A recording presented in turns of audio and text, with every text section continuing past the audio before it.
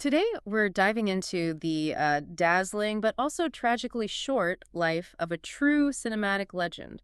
You often hear her called the Venus of Indian cinema. And the Marilyn Monroe of Bollywood. Exactly. Our mission here is really to explore why Madhubala still shines so brightly Yeah. decades after her passing. We've got some great sources to draw on. Yeah, this is a fascinating deep dive. We're looking at an icon who, well, she didn't just define an era of Indian cinema. She did it while facing some immense personal challenges. Right. And understanding her story, I think it gives us a much richer view of Bollywood's golden age and maybe the hidden side of stardom, too. Definitely. So let's start right at the beginning. Where did this journey begin? She was born Mumtaz Jahan Begum Dalavi, Valentine's Day, 1933, in Delhi. Came from a conservative Muslim family. That's right. And what's quite striking, I think, is that she was one of 11 children. 11, yeah. And the family faced, pretty significant financial hardship. They had to move to Mumbai now, of course. And this financial strain, it wasn't just background noise. It pushed her into acting when she was just 9 years old. 9, really. Not out of passion initially, but basically to support her family. She was the main breadwinner. That's an unbelievable amount of pressure for a child. It really is. And you have to wonder how much that early responsibility, shaped her drive, her whole career trajectory. So her first role was as a child actor. Basant, 1942, I think? That's the one, her screen debut. But the real breakthrough, the transition to leading lady, that came a bit later. Okay. Her formal entry, if you like, as a lead actress was in Neel Kamal. That was 1947. And she was opposite Raj Kapoor, no less. Right, a huge star even then. Exactly. Yeah. And that's when people really sat up and took notice. Her just stunning beauty, those incredibly expressive eyes, filmmakers, audiences, they were captivated. It really set the stage for everything that followed. And things moved quickly from there, didn't they? Late 40s, 50s. She became this huge star, which is when those nicknames started appearing. Venus of Indian cinema, Marilyn Monroe of Bollywood. And that Marilyn comparison, it's interesting. It's not just about looks, is it? No. No, I think it also hints at, well, the tragedy beneath the surface. The pressures, maybe. That makes sense. There was a lot going on behind the scenes. But professionally, her most iconic performance, the one everyone remembers, has to be Mughal Azam, 1960. Ah, yes. Anarkali. Exactly. Portraying Anarkali, the courtesan in love with Prince Salim. That film, I mean, it was an epic historical romance. It became one of the biggest blockbusters ever in Indian cinema.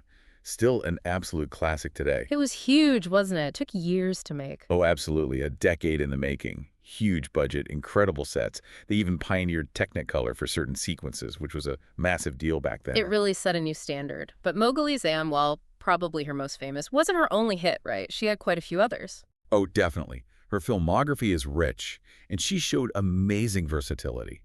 You look at Mahal from 1949. That was actually her first major hit, and it was in the horror suspense genre. Quite different. Okay. And then you have things like Mr. and Mrs. 55, which was a romantic comedy. Right. Shalti Ka Naam Gaadi, a total madcap comedy from 58. Howrah Bridge, also 58. More of a crime thriller. Quite a range. Yeah. And Barsat Ki Raat, the musical from 1960. Kalapani, a drama from 58. It just shows she wasn't just one thing. She had this incredible range and appeal across different types of films. So her public life was clearly incredibly successful, dazzling even. But her personal life, that seems more complicated. Yeah, that's where things get really interesting, but also quite tragic. Her relationship with the actor Dilip Kumar was very public, very famous. And our sources indicated ended, well, tragically. Right. A lot of heartbreak there. Right. And that was before she married Kishore Kumar. Yes. That period of heartbreak sort of preceded her marriage to Kishore Kumar, the singer and actor, in 1960. But even beyond the relationships, her personal life was really overshadowed by a major health problem. And it started to become apparent right when she was at the peak of her career. This was the heart condition. Exactly. She was diagnosed with a congenital heart condition, specifically a ventricular septal defect. Which is basically a hole in the heart. Essentially, yes. A hole between the heart's ventricles, present from birth. So this wasn't something that developed later. It was something she was battling silently for a long time, her whole life, really. Wow. And by the early 1960s, her health really started to decline quite rapidly. Yeah. Despite her talent, her desire to keep working. Yeah. The illness eventually forced her to stop. She became bedridden. That's devastating. It is. And ultimately, this condition was what led to her death. Madhubala passed away February 23rd, 1969. She was only 36, just after her birthday. Incredibly young. Yeah. And despite that relatively short life, short career even, her legacy is just immense. Absolutely. She's still regarded as, one of the most beautiful actresses in Indian film history. Full stop.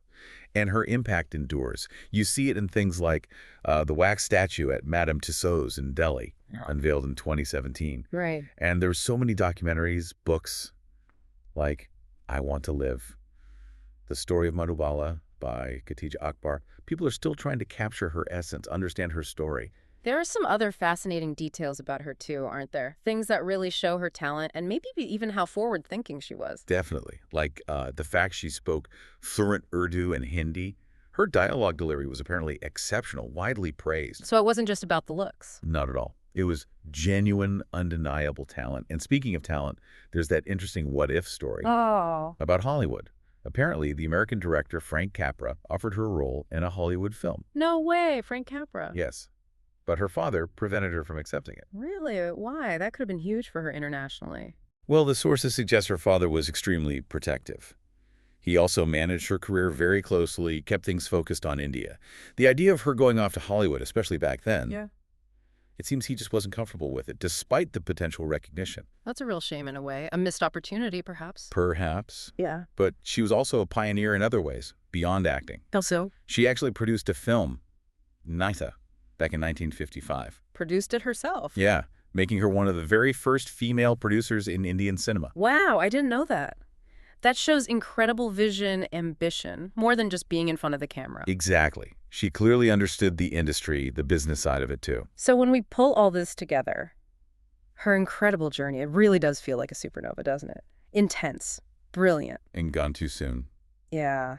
Rising from financial hardship, becoming this huge icon, but also battling heartbreak, that devastating illness, yet captivating audiences through it all. And if you look at the bigger picture, her story really makes you think about the pressures on stars, especially those who have to support their families from such a young age. Right, that early burden. Yeah. Her legacy isn't just the beauty or the famous roles. It's also about, I think, resilience, ambition, and just the profound impact one person can have in actually a pretty short amount of time. What really stands out to you personally when you reflect on her life and career? Well, it leads to a question, really, for you listening. In our world today, where information flies around, celebrity lives are under such intense scrutiny. What parts of Madhubala's story do you think resonate the most? And maybe, what can her choices, the way she navigated things, teach us about trying to balance our own dreams with all those external pressures we all face?